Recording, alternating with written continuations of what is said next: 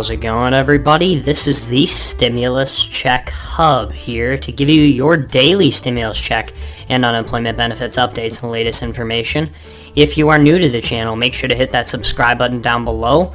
A like and a comment are always appreciated. Also, if you wouldn't mind sharing this with your friends and family, because I'm sure they would also like the most up-to-date information on their stimulus checks and unemployment benefits available anywhere on YouTube, which is what I try to provide here on this channel. We have millions of Americans pushing for a fourth stimulus check to be released here by the government on a national basis from Congress here, as the money has already been approved and they could use this money to help combat inflation and pandemic that we're all still dealing with.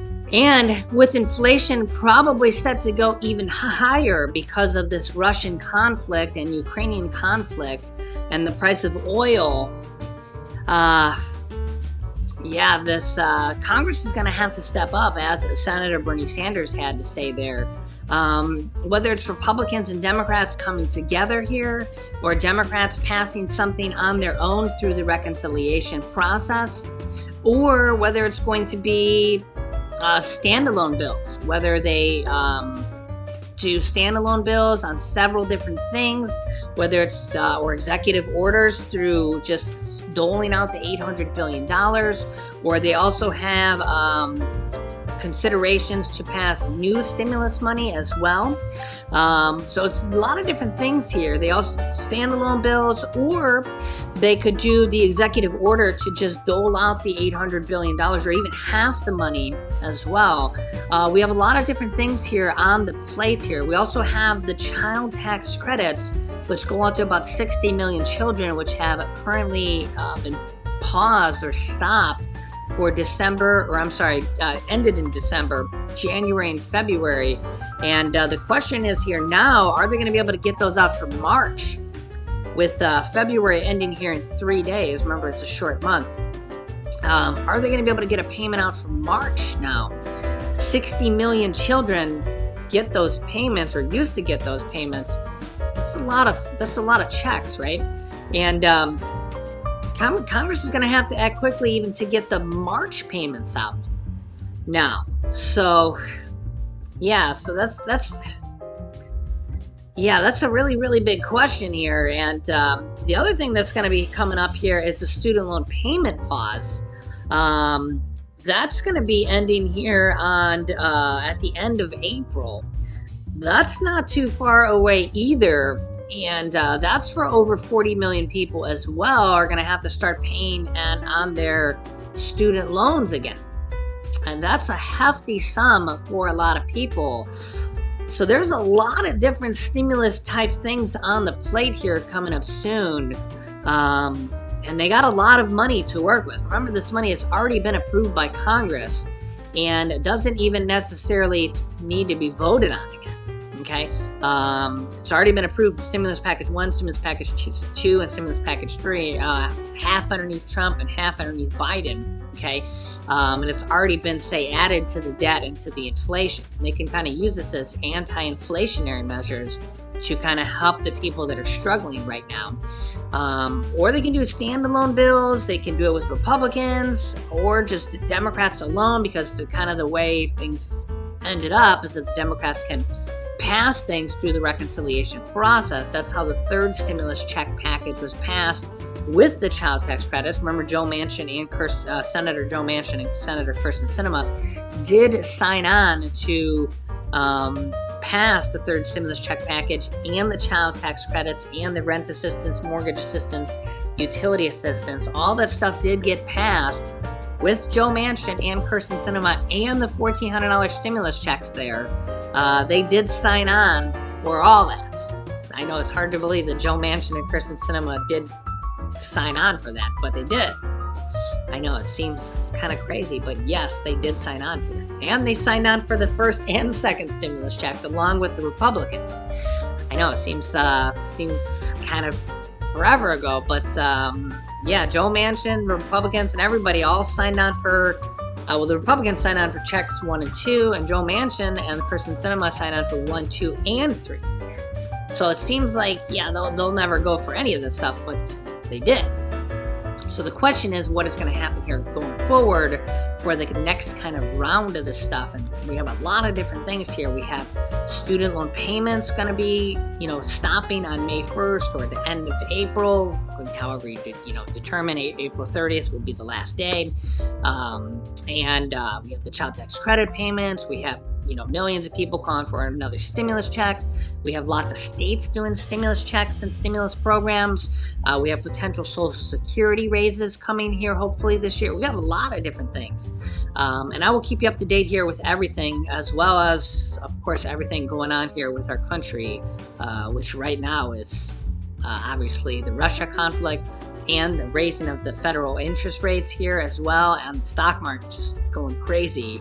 The stock market made another stunning upward gain here today. Somewhat surprising. Most people would think that war would send the stock market plummeting. Actually, around the world, stock markets did plummet here yesterday around the world. Moscow's stock market actually dropped by 50% yesterday. Yes, so Russian stocks dropped by 50% yesterday. The U.S., as far as I know, was the only stock market to go up both days.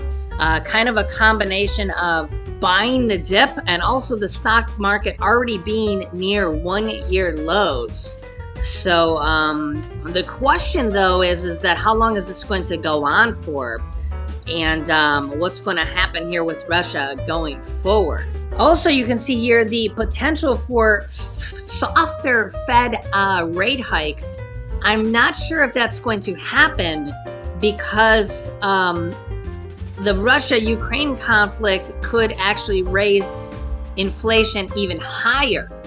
And if inflation sends things higher, like gas, because Russia is the world's second largest producer of gas, and natural gas and oil, and that's already kind of sent the price of oil and the price of gasoline already upwards on an upward trend near $100 a barrel. It actually hit $105 a barrel at one point. You can see the price of gas here over in California already at $5 per gallon of gas. That's absolutely just takes my breath away. Probably your breath away too if you're in California. That's quite a stark difference from what we pay in Ohio, or what you probably pay in Texas. That's like 50% higher. That's whew. But as you can see here, Russia's invasion of Ukraine could make many things more expensive because, well, the price of gas and the price of oil actually makes the price of everything go up, because pretty much everything has to be trucked in or shipped in. The question is, how high is it going to go? That's right, Shep. Soaring gas prices, one of the direct ways Americans are feeling the effect of Russia's invasion. Here in LA County, yet another record high. We're talking $5.09 a gallon. Just to put this into perspective, Shep, a year ago, the national average price of gas, $2.66. Today, $3.55 a gallon. That, according to AAA. That's an added cost for Americans at a time when inflation is soaring. Many telling us they're making contingency plans. Others saying they're going to cut back on travel. Every time there's a long drive, I'm like, I'm just not going to drive there. I have a truck, and it is horrific when I pull away and see how much I just spent for one tank of gas. I got to get an electric car. Something. This is ridiculous. Some people I know that do drive for different delivery companies and stuff like that. They feel like they can't make as much money because they can't drive as much because the gas prices are higher. Today, President Biden reiterated his intentions to protect Americans from higher gas prices. And the United States will release additional barrels of oil as conditions warrant. I know this is hard and that Americans are already hurting. I will do everything in my power to limit the pain the American people are feeling at the gas pump. This is critical to me. Late last year, President Biden did tap the Strategic Petroleum Reserve, authorizing the release of 50 million barrels in an effort to curb prices. Experts say if Biden does release more oil into the market, it would put a lid on prices, Shep, but it would only be a short-term fix.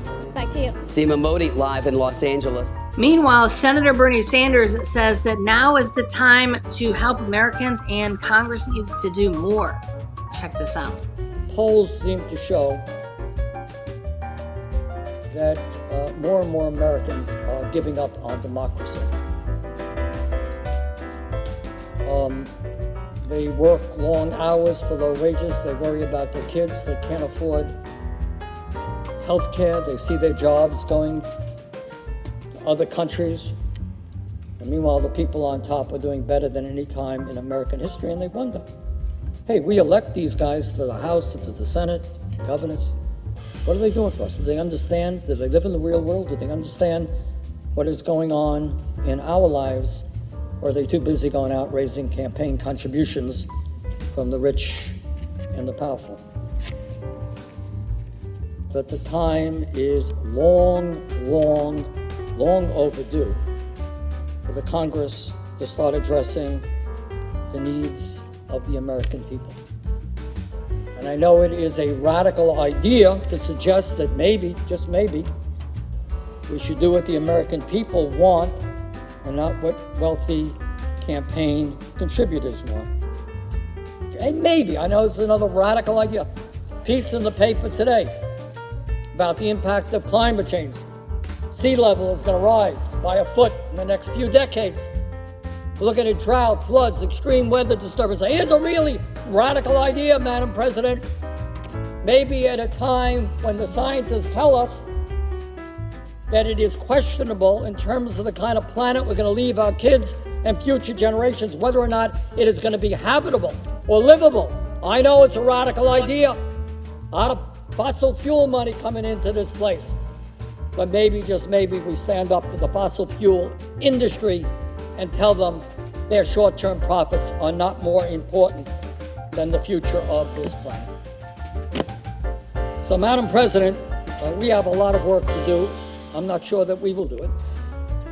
I'm not sure that members of Congress have the willingness or the courage to stand up to the powerful special interests who control the economic and political life of this country. But this I will say, if we do not do that, in terms of the economy, in terms of climate, in terms of healthcare, in terms of education, future generations will look back at this Congress and say, where were you? Yeah, so let me know your thoughts down below in the comments. The question is what are they going to be able to get done this year before the midterm elections? It's going to be a really big year because, well, the Democrats are in control of everything. House, the Senate, the presidency, and the House and Senate, and some governor races are up for re-election. And, Republicans think they're going to take back the House and Senate. The Democrats think they're going to retain the House and Senate. And, it's a really, really big year. We've got the pandemic still going on. Possibly another, who knows what's going to happen with new variants. 63% of people are living behind or paycheck to paycheck and struggling to pay their bills here during this pandemic. It's still affecting us all. And now we have the whole Russia conflict, 7.5% inflation, possibly getting even higher because of the price of gas, the price of oil, and who knows what. I mean, we've had a couple updates here in the stock market. Remember, that's the average person now watching this, maybe not necessarily you, maybe you, it really depends, but over 50% of people have money in the stock market. Pensions, 401ks, IRAs, retirement funds. Over 50% of people do have money in the stock market, and that has been going down a lot lately. It's still at or near correction territory, which means down by at least 10%. So the whole Russia conflict has been affecting Americans already. And the question is it going to get a lot worse going forward? And what's going to happen? They're saying that the country of Ukraine and the capital could fall here within days. Yeah, so the real big question here is that the Russians are already actually in the Ukrainian capital of Kyiv. You can see some footage here. Hundreds of thousands of people were trying to leave Kyiv. but you can see the traffic jams were just gridlock. And the other problem is that they have declared martial law and will not let any men ages 18 through 60 leave at all because of the martial law they have declared. So they're physically not able to leave. Just as a specific example, if you've ever watched Dancing with the Stars, one of the male dancers there, Maxim, is physically trapped in Ukraine. He cannot leave. And just one example there of somebody you may know, you may have seen on TV. Here's his picture. He cannot leave. He's physically trapped there and not allowed to leave the country. He says, quote, "There's always another way. War is never the answer," he wrote. "P.S. I will never be the same. This is stressful, and I'm getting old feelings back like I've done this before.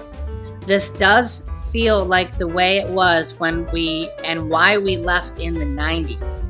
Everyone was hoping that the finality of this situation would be averted," he said, as sirens and emergency vehicles could be heard in the background. That there's not going to be this kind of aggression, his kind of aggressive measure. He says, quote, "What I'm realizing is that my friends whose kids are here, whose moms, dads are here, and elderly people who are here, they just can't escape." Of course, this is just one example because the population of Ukraine in 2020 was 44 million people, probably a little bit higher right now. Well, as people are trying to flee the country, and many have right now. And a lot of Ukrainians live in the U.S. According to Google, there's approximately 355,000 Ukrainians that live in the USA right now. So again, our thoughts and prayers go out to everybody. Well, I hope you guys enjoyed this video. Make sure to hit that subscribe button down below. A like and a comment are always appreciated. Also, if you wouldn't mind sharing this with your friends and family, because I'm sure they would also like the most up-to-date information on their stimulus checks and unemployment benefits available anywhere on YouTube. Have a good one.